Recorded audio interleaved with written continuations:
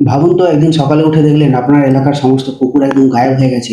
একটা দুটো নয়, একসাথে 200 থেকে 250টা কুকুর রাতারাতি ভ্যানিশ। আর এই অদ্ভুত কাণ্ডটাই ঘটিয়ে ফেলেছে OMG2 এর ডিরেক্টর অমিত রায় আর আমাদের সবার প্রিয় পঙ্কজ ত্রিপাঠী। হ্যাঁ বন্ধুরা, আজকেই ড্রপ হয়েছে পঙ্কজ ত্রিপাঠী ও পবন মালহোত্রার নতুন হিন্দি ছবি OMD, ও মাই ডগ এর অফিসিয়াল ট্রেলার। আর ট্রেলারটা দেখার পর এক কথায় বলতে গেলে হাসতে হাসতে একদম পেটে খিল ধরে যাওয়ার মতো অবস্থা। কিন্তু এই হাসির পেছনে আসল ঘটনাটা কি? কেন হঠাৎ এতগুলো কুকুর কিডন্যাপ হলো? আর গল্পের আসল টুইস্টটাই বা কোথায়? সবকিছু নিয়ে আজকের ভিডিওতে একদম সোজা সাপটা আলোচনা করব। So welcome to back my Cinedibya. প্রথমেই আসি গল্পের প্লটে। ট্রেলার শুরু হয় একটা মারাত্মক কনফিউশন আর অদ্ভুত সিচুয়েশন দিয়ে। একটা ছোট্ট শহর যেখানে রাতারাতি সব কুকুর উধাও হয়ে যায়। পুলিশ থেকে শুরু করে সাধারণ মানুষ কেউ বুঝতে পারছে না এটা কোন গ্যাংয়ের কাজ নাকি বড় কোনো চক্রান্ত। আর ঠিক এই হুলস্থুল পরিস্থিতির মধ্যে এন্ট্রি নেন পঙ্কজ ত্রিপাঠী।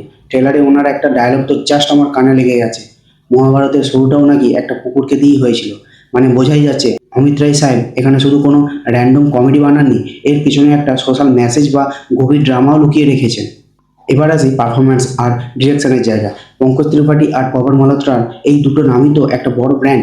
ট্রেলারে পঙ্কজ ত্রিপাঠী সেই চেনা ছন্দের দেশি অ্যাকসেন্ট, ফেসিয়াল এক্সপ্রেশন আর নিখুঁত কমিক টাইমিং এক কথায় অনবদ্য। ওনার স্ক্রিন প্রেজেন্সই এমন, উনি জাস্ট দাঁড়িয়ে সাধারণ একটা কথা বললেও মুখে হাসি চলে আসে।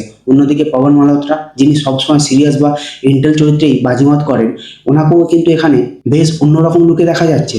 এই দুই তুখোড় অভিনেতার মুখোমুখি স্ক্রিন শেয়ার করাটা সিনেমাটির বড় প্লাস পয়েন্ট। তবে ট্রেলারে কি কোনো খামতি নেই? সত্যি বলতে এক দুটো জায়গায় মনে হলো ট্রেলারটা এডিটিংয়ের দিক থেকে একটু বেশি জিনিস একসাথে দেখানোর চেষ্টা করেছে।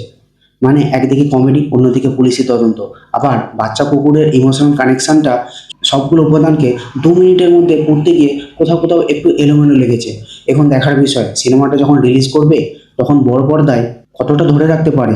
সো ওভারঅল যদি বলি, আমার কাছে ও মাই ডগের ট্রেলারটা বেশ রিফ্রেশিং এবং ফ্যান টু ওয়াচ লেগেছে। ট্রেলারটা আমার কাছে বেশ প্রমিসিং লেগেছে। আপনাদের কেমন লাগলো এই ট্রেলারটা? কমেন্ট বক্সে কিন্তু আপনার মতামতটা অবশ্যই লিখে জানাবেন।